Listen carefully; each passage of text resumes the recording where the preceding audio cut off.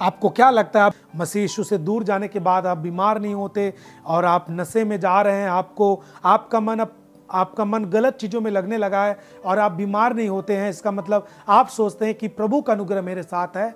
मैं कहता हूं नहीं। जब आपको बुरी चीजें अच्छी लगने लग गई हैं और आप उसकी ओर खींच चुके हैं, आप यीशु मसीह और उसके अनुग्रह से दूर हो चुके हैं। 100% आप दूर हो चुके हैं। आप मसीह के करीब नहीं हैं, आप उससे दूर हो चुके हैं। शैतान तो यही चाहता है कि आप मसीह से दूर हो जाएं। बस हो सकता है आप जैसे पहले बीमार थे और प्रभु में आने के बाद ठीक हुए, प्रभु को छोड़ने के बाद आप उस तरह की बीमारी में नहीं जाते। शैतान आपको ये चीजें करता भी नहीं है, वो केवल उसका टारगेट है आप मसीह से दूर हो जाएं। बस प्रार्थना करने से आप अलग हो जाएं, बस वचन पढ़ने से आप अलग हो जाएं। बस जय तो वो पा चुका फिर आपकी जिंदगी पर। क्यों प्रार्थना हम करते हैं, क्यों वचनों को पढ़ते हैं, क्यों संगति करते हैं? चलो मैं आपके लिए कुछ बातें सिखाता हूं, साधारण सी और सिंपल सी बातें, क्योंकि यही आपकी जिंदगी के लिए जरूरत है। मैं आपको फिर से कहना चाहता हूं, यदि आपने प्रार्थना करना छोड़ दिया है तो आप प्रार्थना करना शुरू कर दें। आप कहते हैं मन नहीं लगता, मैं आपको बोलता हूं आपका मन लगेगा। अपने बाप से बात करने में, अपने पिता से बात करने में, कोई भी बड़े काम को हासिल करने के बाद आके बात करूंगा, ऐसा नहीं होता। अपने पिता से छोटी परिस्थिति से लेकर हर चीजों से लेकर किसी भी कंडीशन में आप हैं, चाहे आप छोटे हैं, चाहे बड़े हैं, चाहे आप किस भी चीजों में हैं, हर समय आपको अपने पिता से बात करनी चाहिए। आप प्रार्थना में जाएं, आप प्रार्थना करें।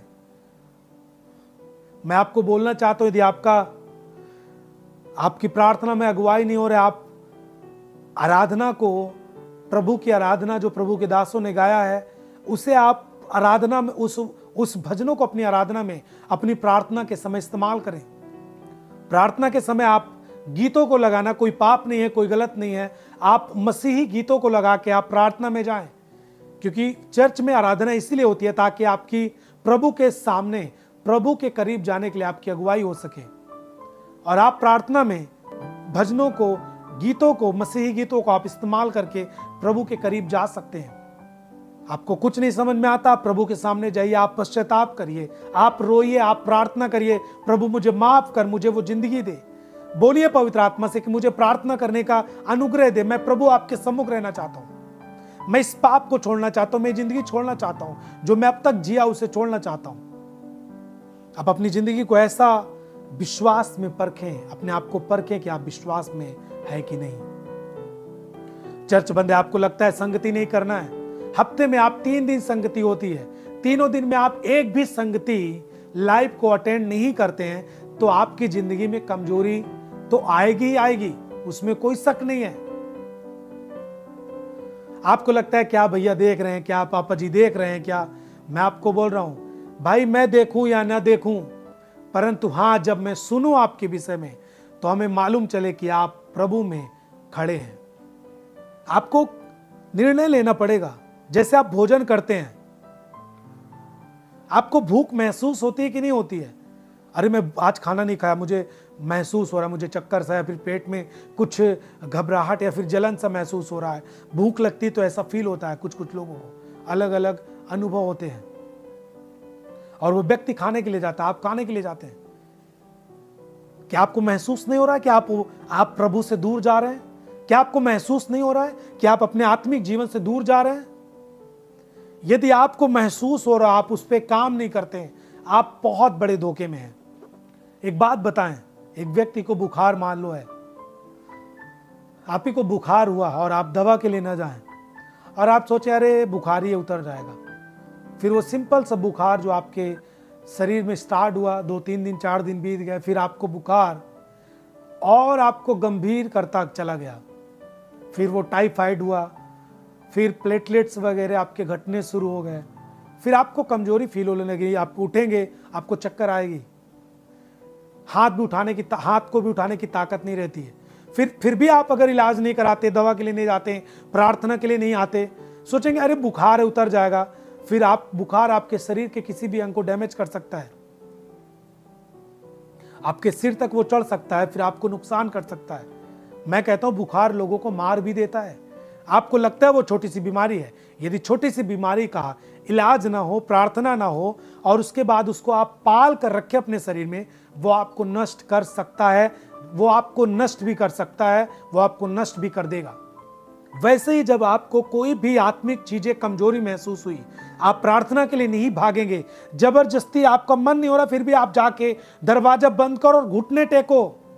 आप देखो कि मैं खींचा जा रहा हूं संसार की ओर, इंस्टाग्राम वगैरह, फेसबुक, यूट्यूब पर मैं खींच रहा हूं, तो आप तुरंत जाओ, घुटना टेको, आप वचनों को खोलो और 2-2, 3-3 अध्याय वचनों को पढ़ते जाओ, बिना कुछ करे, बिना रुके, सब कुछ बंद करो और लगातार वचनों को पढ़ते जाओ, पढ़ते जाओ, पढ़ते जाओ और आप अपना आत्मिक इलाज करके अपने आत्मिक जीवन को स्वस्थ करो। मैं आपको बोलना चाहता हूं, जैसे आपको कमजोरी फील होती है खाना ना खाने पर, और आपको कोई बीमारी लगती है शुरुआती में, फिर आपको कमजोरी और आपको बीमारी प्रभाव डालती जाती है, वैसे ही आत्मिक जीवन पर कोई भी शैतान के हथियार, सांसारिक चीजें आप पर जब प्रभाव डालने लगती हैं, आपके अंदर से आत्मा जो आपके अंदर होता है वो आपको बोलता है कि आप प्रार्थना कर लो, आप वचन पढ़ लो, चर्च की संगति कर लो, चर्च में कॉल करके प्रेयर ले लो, चर्च में काउंसलिंग ले लो, उस मसीही भाई से बात करके काउंसलिंग लो। ये होता है। लेकिन जब एक व्यक्ति इस कंडीशन को भी इग्नोर कर देता है और अपनी आत्मिक भूख प्यास को मार देता है, आत्मिक कमजोरी को समझने के बाद भी मजबूत होने के लिए नहीं सोचता और ऐसे लोगों के साथ फिर टहलने के लिए चला जाता है, फिर अन्य चीजों में बिजी हो जाता है, मैं कहता हूं फिर धीरे धीरे आपके अंदर महसूस जो आपके अंदर आत्मा कराता है वो सब चीजें खत्म हो जाती हैं, फिर आपका मन कठोर हो जाता है।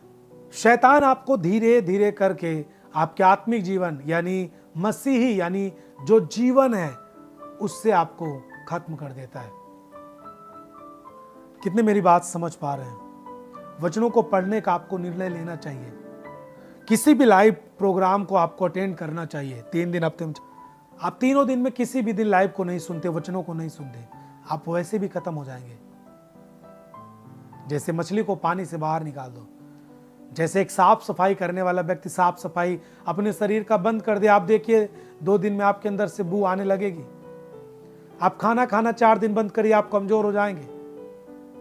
जब आप इन चीजों को ध्यान देते हैं, शरीर को साफ करने के लिए ध्यान देते हैं, चमकाते हैं, इंस्टाग्राम पे मेरी फोटो थोड़ा डिस्मेलेज ना हो जाए, थोड़ा अच्छे से आना चाहिए, ये दाग दिख रहा है, फिर इसको फिर अच्छे से मेकअप करके इंस्टाग्राम पे आते हैं और गीतों को बजा के, भजन बता के, अच्छे मसीही लोग भी हैं, मसीही भजन बजा के रिकॉर्ड करते हैं और डाल देते हैं। थोड़ा हंसने में दिक्कत हो गई क्या? डिलीट करो, दूसरा डालो। दूसरों को दिखाने के लिए आपकी ज़िंदगी इतनी खास क्यों हो चुकी है?